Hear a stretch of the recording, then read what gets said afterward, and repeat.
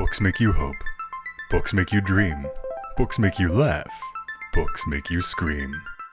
This is the Books That Make You show, discussing books with authors and experts, unraveling the inner pages of all the books that help make us who we are. Hosted by Desiree Duffy. Hello, everybody, and welcome. It is time for the Books That Make You show, and I'm your host, Desiree Duffy. Today, we are talking about books that make you become a millionaire. Yeah, we've all dreamed it, right? Being rich, getting the house and the clothes, the jewelry, being able to travel, maybe owning a yacht or a really nice car, living life on our terms because we've made some savvy business investments. Yeah, when you think of stuff like that, well, you kind of think that the books and those systems that promise you ways to get rich, it's just dreaming, right? It's like pie in the sky. But what if I told you that there is a book out there written by somebody who has done it himself that can help you become a millionaire? Our guest today is Michael Bash. He is the author of Million Dollar Miracle. In it, he reveals the easy to understand and very forthright writing advice. He reveals how you could make $1 million in one day and never have to work again. Now, after borrowing $30,000 from a friend of his father's to finance his first real estate deal, Bash officially became a millionaire. And since then, he's been involved with major planning and zoning projects and building and developing a number of different shopping centers and hundreds of homes, office buildings, water and sewer systems, and nearly 3,000 apartment units and condos throughout the New York State area. He even helped to fund Danny Thomas's annual telethon for St. Jude's Hospital, which raises $10 to $20 million a year, plus a lot of different philanthropic work. And I just found out he's even an artist, and that painting behind him is something that he did himself. Hi, Michael. Welcome to the show. Hi. How are you doing today? I am doing wonderful. I'm excited to talk to you about your book. Thank you for being here. Yes, and I'm asking the viewers to believe me. It's always hard to believe that you can make an easy $1 million. I am telling you the truth, and I've done it 12 times, not once, not twice, many times, and I can do it again and again. Please believe me. You can do it, and I have done it myself. And I used a lot of the money for charity. That's very important, not to keep everything for yourself, but to help other people that need the money, which I did, including St. Jude Hospital, where every year, together with Danny Thomas, we put on a show in New York and raise between $10 to $20 million. Oh, I love it. I love it. And I want to ask you about Danny Thomas and your philanthropic work and all of that. But you started by saying something that I think we need to dig into a little bit more, because people, we're jaded, right? We've heard it before. We're skeptical, and we should be, because there are a lot of things out there, but you really did this. So tell me what you do differently, or what you do that makes it so that you can make millions of dollars. I actually know the secret of doing it, which I haven't revealed before because I wasn't looking for any competition. Now I'm 90 years old and I've had enough, so I don't care to tell the secrets to the rest of the world and let them go and do the same thing and make the money and maybe even do better than me. But it's not difficult. You just have to understand the secret of doing that. The timing is also good because we're having a lot of people coming from the South, from Mexico, and all the other countries over there. And most people cannot afford more than a simple, basic apartment. I build the most reasonable apartments there are. When I built it in 1963, I rented 1 bedroom for $90 a month and 2 bedrooms for $115. Anybody could afford $90 a month. Unfortunately, there was inflation since then. I didn't expect it to be that bad. And today, it probably would be, instead of $90, $700. Yeah, easily. When I made $1 million in 1963, Roberta checked it, and she told me that it's equal to $8 million today. Wow. So it went, the inflation inflated the money 8 times. All right, what's the difference? Where people are making more money, also because of the inflation. But it's possible to do. In fact, I'm going to start doing it again. I didn't do it for some time because of my age. I needed to rest. So I'm looking to partner with a younger person who is going to help me. The help that I need is to looking for the property. You got to drive around different cities and suburbs and find a good property. The rest is easy. The other thing requires running around to find a good one. Okay. What I did in 1963, I was 32 years old, and I found this 20 acres near the main street in a town called Poughkeepsie, which is 80 miles north of New York City. I heard that IBM is coming to the area, and I knew that a lot of the people in IBM would look for apartments. And here I find this 20 acres near an incinerator where all the garbage was burning there.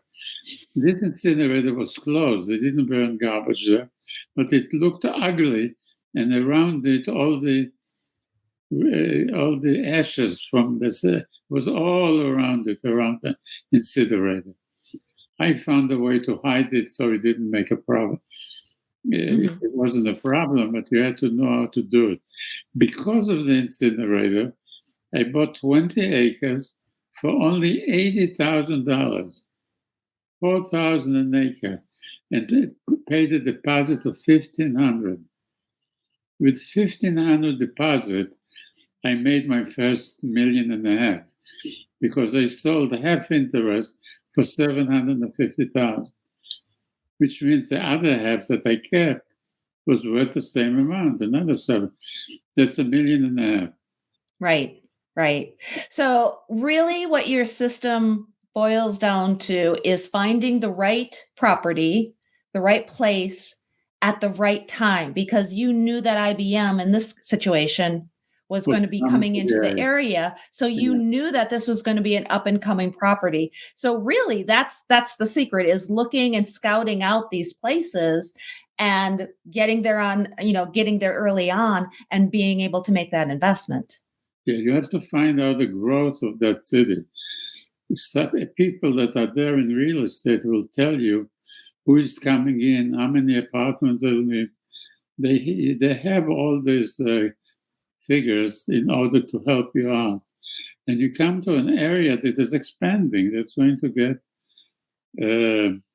bigger and bigger. And again, most people will not be able to buy homes. They just have to rent an apartment, and that's it. Yeah, I was reading just the other day. Very high. Yeah. I was reading just the other day too, that single family homes, they're just, because people are staying in them longer.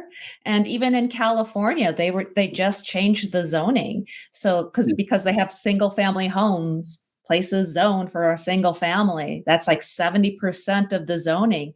And now they're going to change that so that you can have two, because they realize that there's a housing crisis.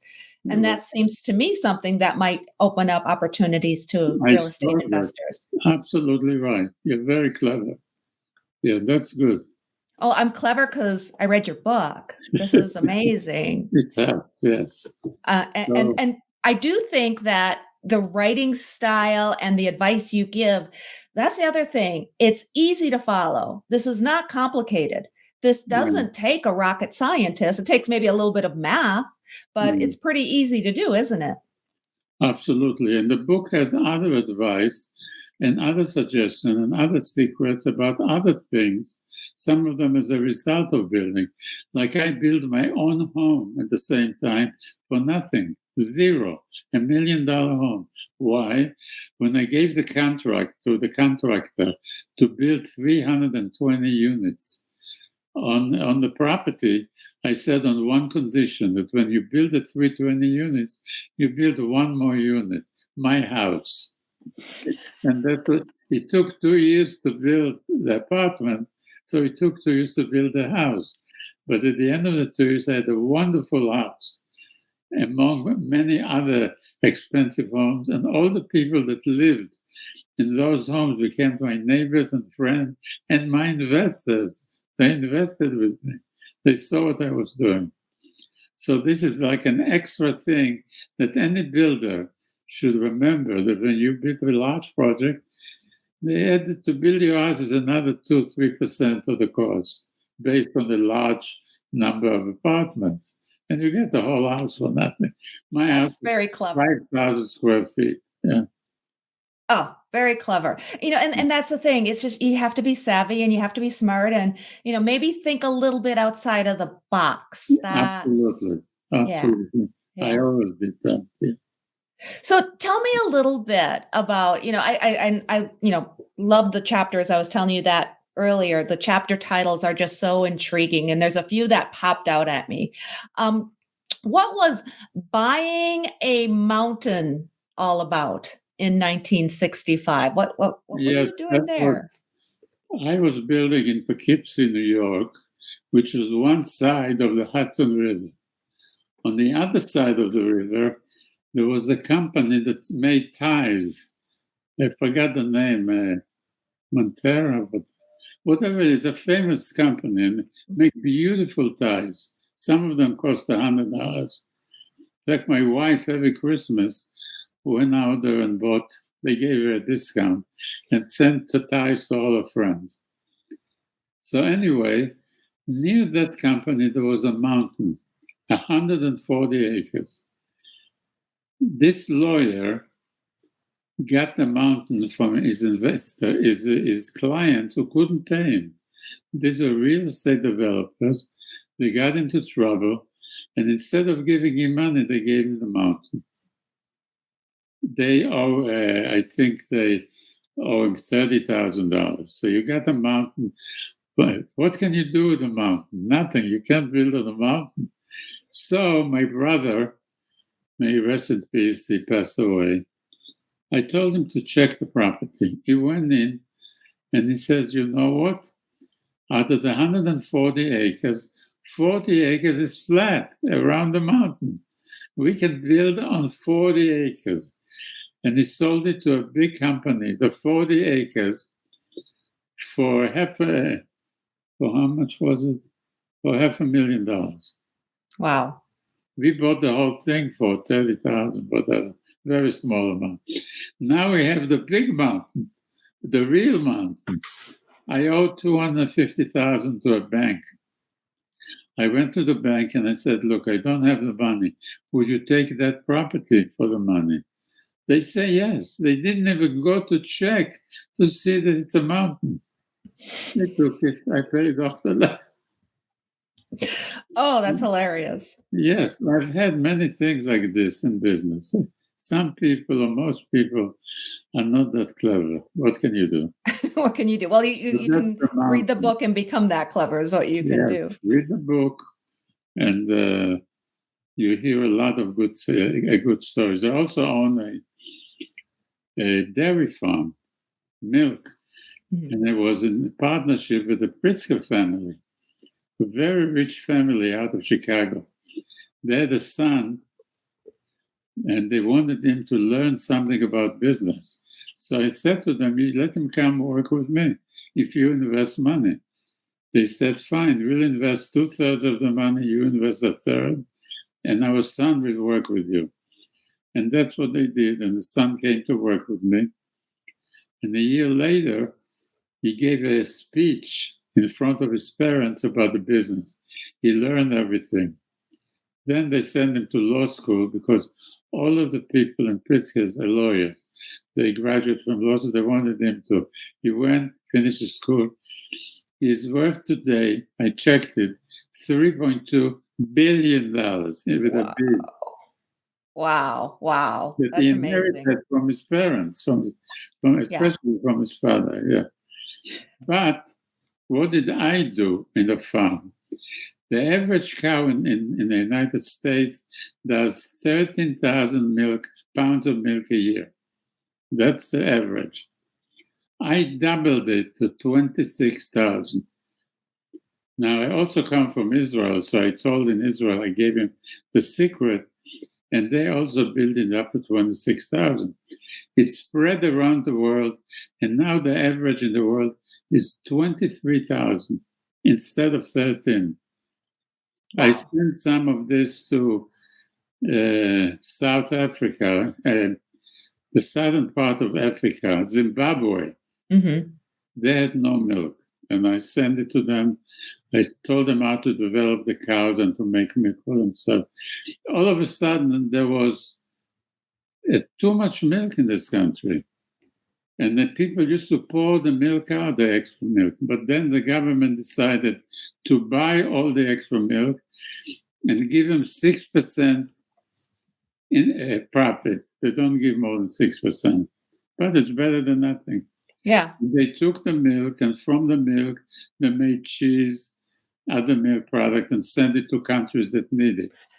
I love to do something for people that need it, that I really help them, like this. All of a sudden, there's a lot of milk in the world. Yeah, yeah. That's because I came up with the idea of doubling and reading the book to see how I doubled the amount of milk that the cows would. That's the great thing about your book, too, is you have a lot of stories. This is more than a how-to book. It's almost part memoir because these are stories and they're entertaining and they're fascinating, like the milk story and how that impacted the world. I know we talked about it a little bit earlier, but let's get into your philanthropic work now, because it is, I can tell it's so important for you to help people. Tell us about what you did with the Danny Thomas Foundation and St. Jude's Hospital. Can you talk about that? Yes, absolutely. I forgot how I met Danny Thomas, but I did meet it. He is from Lebanon. And he speaks Arabic. I'm from Israel, but I know a little Arabic. My father knows a lot of Arabic. And my father was in this country. He used to come once a year to visit me. And somehow we met Danny Thomas, and they spoke to each other in Arabic. So they became very friendly. Mm-hmm. So I told Danny, I can help you out in raising money. I'll pay for the TV station. We took Channel 9 in New York. I paid for the time, quite a few hours. And we stood out there, and he brought in all the famous people, Bob Hope, many, many famous people besides Bob Hope. Yeah. Bob Hope sent me a nice letter. That's why I remembered that. And we raised between 10 to 20 million every single year. And he met my wife. He called her Rocks. Why? Because I bought my wife so many diamonds that she was full of rocks. She had one bracelet with 200 diamonds in it. It was worth $250,000. And then she had earrings, and don't ask. That's another story why I bought her so many diamonds. Understood. Yeah, but she was a beautiful woman. Unfortunately, she passed away after we were married very happily for 30 years. And we have 4 children and 7 grandchildren. And they're all good, and I work with everyone. That's lovely. Out and, Yeah, absolutely. Yeah. It's good. Well, that's amazing what you did with the Danny Thomas Foundation and working with Danny Thomas and the celebrities and everything. And I know right now you are at your daughter's house in Southern California, but you live in Las Vegas. Now, what's going on in Las Vegas? Las Vegas seems like one of those cities where you can invest in. Back in the 90s. I have about 30 properties in Las Vegas. And now, because of the pandemic, everything stopped. Before that, I used to rezone each one, sell, build, do everything. But as soon as we got the COVID-19, the market stopped. So we Yeah. had to just sit and wait. And I had to put some of them in bankruptcy because there was debt on them and we couldn't pay the debt. But still plenty of property and beautiful properties. Hmm. It's on the 915 road. And it's great. Yeah. Are there any places right now, because you're right, the world is changing, has changed because of COVID-19, but there's still people in the world and they still need housing. What areas, what markets do you feel are hot right now or potentially going to be hot? Well, Las Vegas is going to get hot again. The reason it stopped because of the pandemic. People couldn't go to the casino and sit Mhm. next to each other.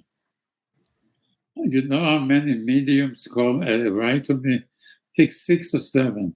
And they give me numbers. They said, you go there and you can make up to $3 million. I hope they're right.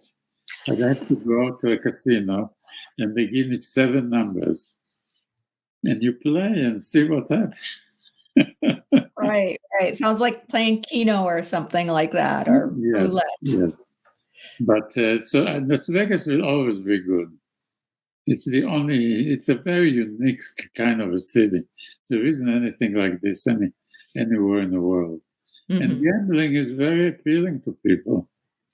Everybody looks for easy money. That's why I'm giving them my deal. That's easy money. You can make $1 million in one day. What could be better than that? Oh, exactly. So you have to read the book, and also I can help you with a few secrets and to show you how to make the money in an easier way. But you see, instead of looking for a nice property in a nice neighborhood, expensive home, which is expensive, you go to a regular property where they have cheap homes, and you buy a cheap piece of property, and you build cheap apartments. Unfortunately, most people can't afford more than that. Right, right. Now you're getting 2 million people from the South.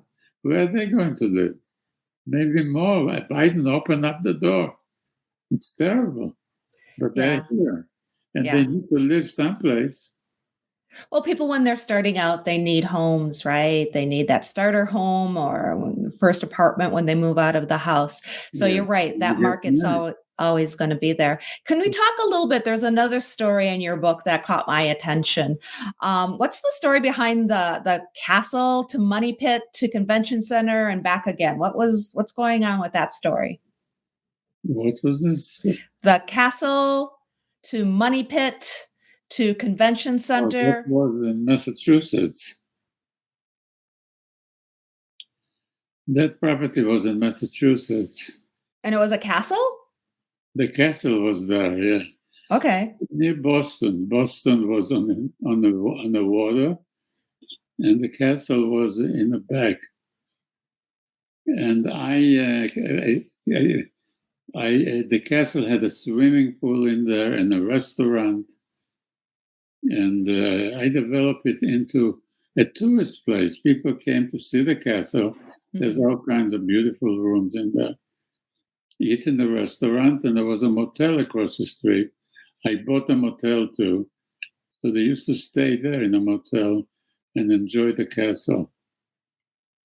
And then I sold it, unfortunately, because later on it was sold for much more money. I bet that happens too, where you're like, oh, I should have held on to that just a little bit longer. Yeah, but it was, you see, it's interesting. I celebrated my 25 years of wedding in the castle with my wife. And they put on all kinds of shows, and it was very, very enjoyable and interesting, that particular 25th anniversary with my wife. Lovely, lovely. And I mentioned it before, but the lovely painting behind you is something that you did. You're an artist, you're a painter as well. Is that right? I'm many things. One of them is being an artist, yeah. I gave my grandson, he grabbed 3 paintings from me of 3 different women. One of them is my wife, and then two other women. Beautiful paintings and love. You see this one here? Mm-hmm. They're twice the size of this painting. Wow. And I have in storage, I have many other paintings that my secretary has in Las Vegas. And then I went out with a lot of women after I lost my wife. And I gave them paintings as presents. One of them got 7 paintings from me. She was very beautiful. Oh, now we know the trick. Beautiful women get lots of paintings from Michael Bash. Yes. Well, what can you do? That's great. That's This great. is my weakness. Beautiful women is my big weakness. I'm writing a book about that too. Oh, fantastic. Yes. Well, tell us. I'm curious. So this is next on the horizon for Michael Bash. Is she on, Roberta? She's listening. Pardon? Roberta, isn't she listening? Roberta Edgar. Yeah, she's your co-author for your book, $1 Million Miracle. And she's helping you with this next book. And the name of the next book is You Are As Young as the Woman You Feel. Not as young as you feel, as the woman you feel. Ooh, I like that. So I went out maybe with about 50 women. So I can tell the story. I already wrote half the book. Mm-hmm. We just need to finish it and see what we can do with that book. Oh, I love it. I love it. That sounds like a good one. It is. Believe me, it's very interesting. I read it myself after she wrote everything, and I enjoyed it myself just reading. Love it. Oh, that's excellent. That is done, yeah. We'll definitely be on the lookout for that one. Right now, your book is $1 Million Miracle, right. And it's available. Can you tell people where they can go to find out more about you and find the book? All you have to do is Google. You Google my name, Michael E. Bash, because there may be other Michael Bashes. E. Mm-hmm. My middle initial. Michael E. from Eliyahu. Michael E. Bash, and you'll find out about all the books that I wrote, reviews on the books. I have a lot of books about science and religion, how to make peace between science and religion. And one book is exceptionally good, and it's called Evolution by God. And that would become a bestseller also, I think. And it's extremely important because a lot of people don't let their children study evolution because it's against their religion, they think. But God himself evolves. He said it, but he said it in Hebrew to Moses. And then the translators were afraid to translate it. God says, I will be that which I will be, which means I evolve. They translated, I am that I am. Fascinating. I just am. And it's not right. They were lying to the public. So the book tells them about it, and it shows it. They can open the Bible and look at it. Now, some of the books that are written admitted to it and said, yes, it means evolve. Because a lot of people will not let the children study science. Evolution is a very important part. It is a very important part. I'm with you. I believe in evolution, and I think that the religion and evolution conversation and the book sounds fascinating. Maybe we'll have you come back on the show and we can talk about that book as well. For right now, we have $1 Million Miracle. Absolutely. And people can go and find it. It's easy to Google. It's on Amazon. It's in bookstores. It's out there. So something easy and quick to find. You're going to enjoy it. I think this book makes a great gift too, especially for Google my name to find out everything about me, all the past information that they need. Absolutely. Well, you have a rich background, Michael, a great story. Thank you so much for being with us here today on the Books That Make You show. Okay, very good. Thank you very much for having me. You bet. And thank you everybody for listening today. Please make sure you check out our website. It is booksthatmakeyou.com. We're also on Facebook and Instagram, as well as on YouTube. Don't forget to ring the bell and subscribe so that you always get notified when we have wonderful authors like Michael Bash on the show talking to us and helping us become millionaires. Until next time. All of my bookish buddies, please enjoy all of the books that make you exactly who you are. The executive producer for Books That Make You is Desiree Duffy. Produced and sound mastered by Phil Giangrande. Engineering by Dave Nabox. Social media and promotion by Bree Sweeter. For more, visit booksthatmakeyou.com.